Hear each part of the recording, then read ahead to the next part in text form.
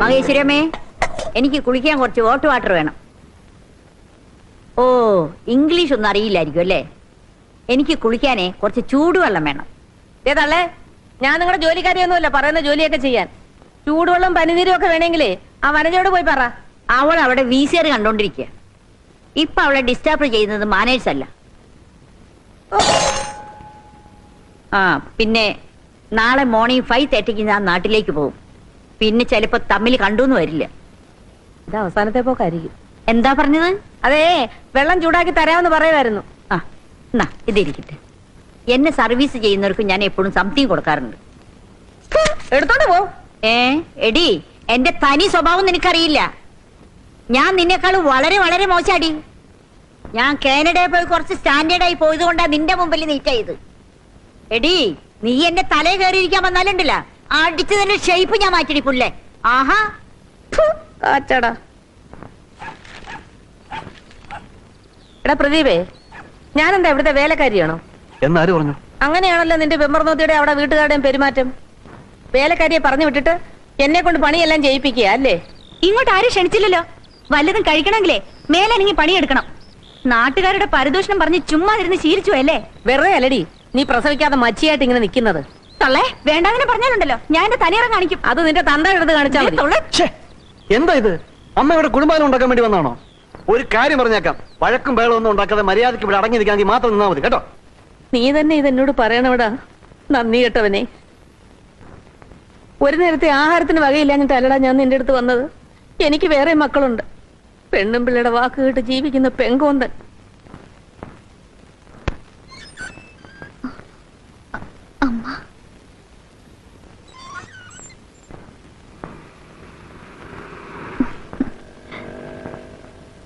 ഞാൻ എന്നും പറയും അമ്മയെ കണ്ടില്ലല്ലോ കണ്ടില്ലല്ലോ എന്ന്. ഇപ്പോഴെങ്കിലും ഒന്ന് വരാൻ തോന്നിയില്ല അമ്മയ്ക്ക്. മോളെ അമ്മയായിട്ട് വർത്താനം പറഞ്ഞോണ്ടിരിക്കെ, അമ്മ പോയി കാപ്പി എടുത്തോണ്ട് വരാം. വാമ്മേ.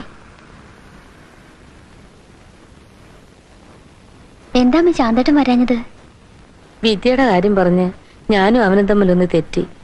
കുറെ നാളായിട്ട് ഞാൻ പ്രദീപിന്റെ വീട്ടിലായിരുന്നു. അവിടെ ഒത്തുപോകാൻ വലിയ പാടാ. അവൻ ആളാകെ മാറിപ്പോയി. ആ വനജ പറയുന്നതിനപ്പുറം ഒരു ചെറുവിരൽ പോലും അവൻ അനക്കില്ല. കുറെ അധികം ഞാൻ ക്ഷമിച്ചു. അവിടെ ഭരണം കൂടിക്കൂടി വന്നപ്പോ ഞാൻ ഇങ്ങോട്ട് പോന്നു. അമ്മ എന്നെ പ്രസവത്തിന് കൂട്ടിക്കൊണ്ട് പോകാൻ വന്നാണെന്നാ ഞാൻ വിചാരിച്ചത്. ഇവിടെയുള്ളവര് മനുഷ്യത്വമുള്ളവരും ആയതുകൊണ്ട് ഒരു കുത്തുവാക്ക് പോലും പറയുന്നില്ല. പ്രദീപിനെയും വനജയെയും കുറിച്ച് പറയുമ്പോ അമ്മയുടെ നാക്കിന് തേനിറ്റ് വീഴുമായിരുന്നല്ലോ. ഇപ്പൊ എന്ത് പറ്റി? അമ്മേ, പ്രസന്നയുടെ ശ്രീധന ബാക്കി തരേണ്ട സമയം കഴിഞ്ഞു. അവക്കിപ്പോ മാസം 8. എന്നിട്ടും അവളുടെ വീട്ടിൽ നിന്ന് ആരെയും ഇതുവരെ ഇങ്ങോട്ട് കണ്ടില്ല.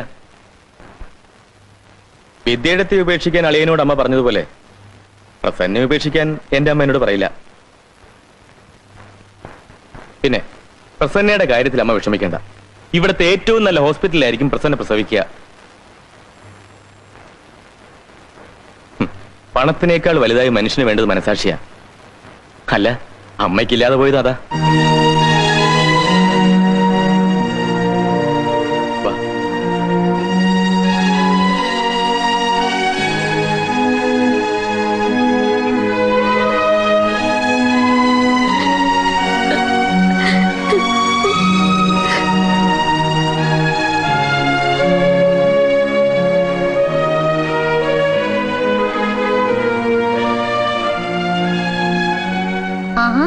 ഇതുവരെ എണീറ്റില്ലേ?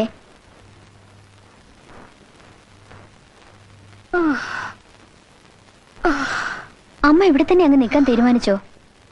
ഇവിടെയുള്ളവരല്പം മനസാക്ഷിയോട് പെരുമാറുന്നെന്ന് കരുതി. നിനക്കിപ്പോ ഭർത്താവും വീട്ടുകാരും മതി, അമ്മ വേണ്ട അല്ലേ? ബന്ധുവീട്ടിൽ വന്ന് അമ്മ താമസിക്കുന്നെന്ന് ആരെങ്കിലും പറഞ്ഞാ അതിന്റെ നാണക്കേട് എനിക്കാ. അതും ശരിയാ. അമ്മയ്ക്ക് ഇതൊന്നും പ്രശ്നമില്ലെന്ന് എനിക്കറിയാം. ഇനിയുള്ള കാലം മുഴുവൻ ഞാൻ ജീവിക്കേണ്ടത് എവിടെയാ?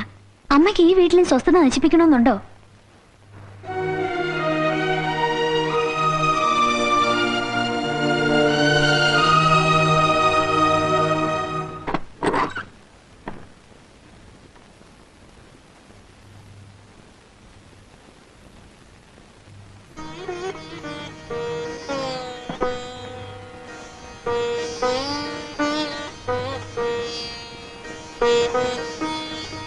ഈ പ്രാവശ്യം എന്നെ കളിയാക്കാൻ തനിക്ക് വിഷയങ്ങളൊന്നും കിട്ടുന്നില്ല അല്ലേ? വളരെയധികം പരിമിതികളും ദൗർബല്യങ്ങളും ഉള്ള എന്നെ മനസ്സിലാക്കാൻ കഴിഞ്ഞിട്ടുള്ളത് തന്റെ ചേച്ചിക്ക് മാത്രം.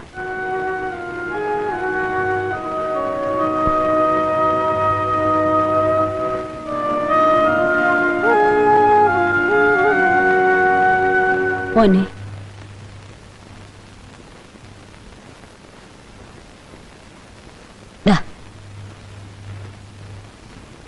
ഇതെന്താ അമ്മേ?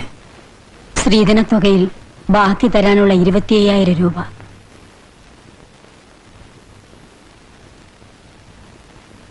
ഞങ്ങൾ പണയം വെച്ച വള അവളുടെ കയ്യിൽ ഇട്ടുകൊടുത്തിട്ടുണ്ട്. ഇപ്പൊ ഇത് അച്ഛൻ മരിച്ചതിന്റെ നഷ്ടപരിഹാര തുക കിട്ടി, 97,000 രൂപ.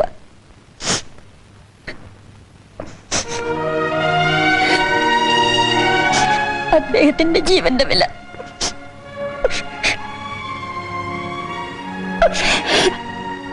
ഈ തുക അമ്മയുടെ തന്നെ ഇരിക്കട്ടെ.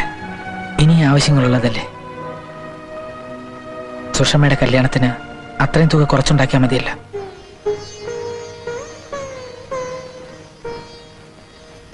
വിദ്യയുടെ അച്ഛൻ മോന് തന്ന വാക്കാ. ജീവിച്ചിരുന്നപ്പോ അദ്ദേഹത്തിന് തരാൻ പറ്റിയില്ല.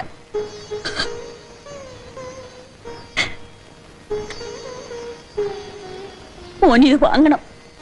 ഈ പണം ഉണ്ടാക്കാനുള്ള ഓട്ടത്തിനിടയില അച്ഛൻ മരിച്ചത്.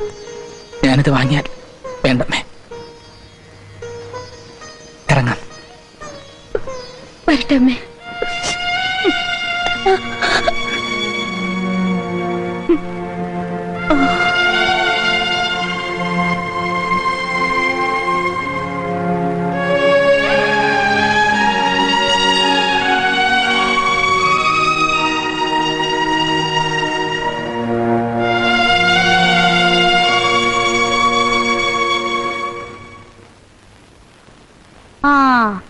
പ്രദീപേ, ഇതാരാ വന്നിരിക്കുന്ന നോക്കിയേ.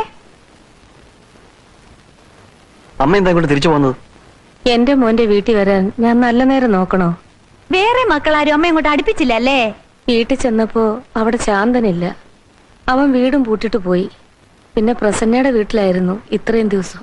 നിങ്ങൾക്ക് നാണമില്ലേ തള്ളേ, മക്കൾ അടിച്ചിറക്കിയെന്നും പറഞ്ഞ് ബന്ധു വീട്ടിൽ പോയി നിൽക്കാൻ?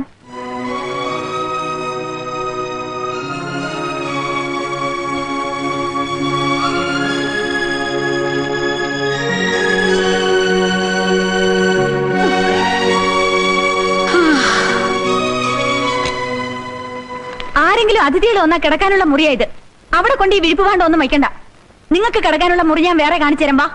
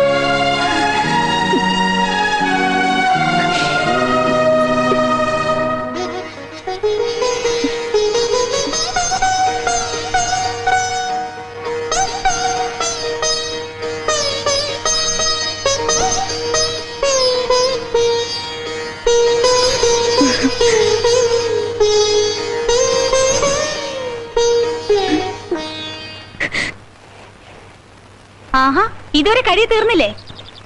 തൂങ്ങിയിരിക്കാതെ വേഗം ആവട്ടെ, എന്നിട്ട് വേണം മുറിയൊക്കെ കഴി വൃത്തിയാക്കാൻ. എനിക്ക് തീരെ വയ്യ മോളെ, മേലാകെ വല്ലാത്ത വേദന. അതെ, വലിച്ചു വാരി തിന്നിട്ടാ. എന്ത് ജോലി ചെയ്യാൻ പറഞ്ഞാലും ഓരോ മുട്ടുന്യായങ്ങള്. അങ്ങനെ പറയല്ലേ മോളെ, തീരെ വയ്യാത്തതുകൊണ്ടാ.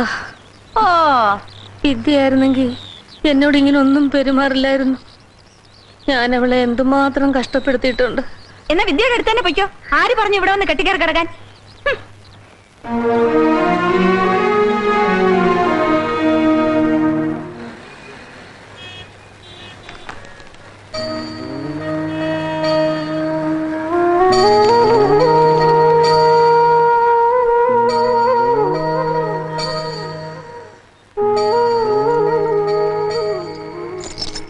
തന്റെ ഈ സിമ്പതിയിലൊന്നും ഒരു കാര്യമില്ല.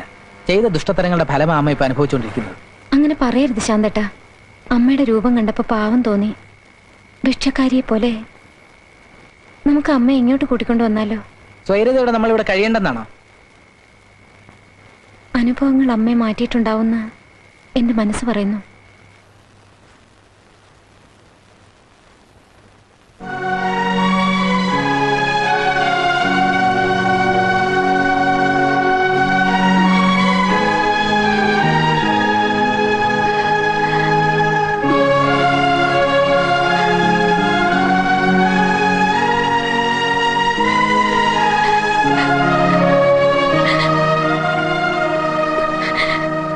അമ്മേ,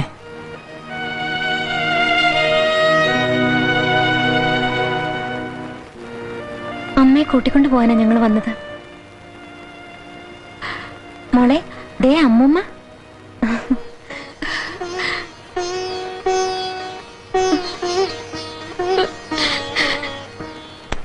എങ്ങോട്ടാ? ഓരോരുത്തരുടെ സൗകര്യത്തിന് വിളിക്കുമ്പോ അമ്മയെ വിടണോ വേണ്ട എന്ന് ഞങ്ങളും കൂടെ തീരുമാനിക്കണം.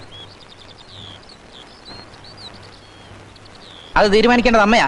ഓഹോ, ഇപ്പൊ അമ്മ എങ്ങോട്ട് കൂട്ടിക്കൊണ്ട് പോകുന്നത് ഭാര്യയെ കൊണ്ട് പകരം ചോദിപ്പിക്കാനായിരിക്കും അല്ലേ? പോകരുത്. നിന്റെ ഭാര്യയോട് എന്ത് തെറ്റി ചെയ്തിട്ടാടാ എന്റെ അമ്മയെ കൊലത്തിലാക്കിയത്? നാണമില്ലാത്തവർ. ആദ്യം സ്വന്തം ഭാര്യയെ ചൊൽപ്പടിക്ക് നിർത്താൻ നോക്ക്. എന്നെ ഭരിക്കാൻ വരണ്ട. വാ.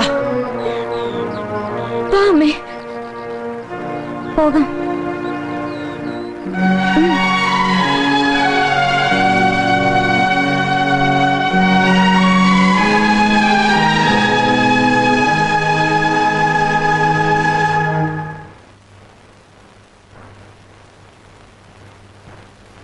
നല്ല സ്റ്റൈൽ, കൊള്ളാം.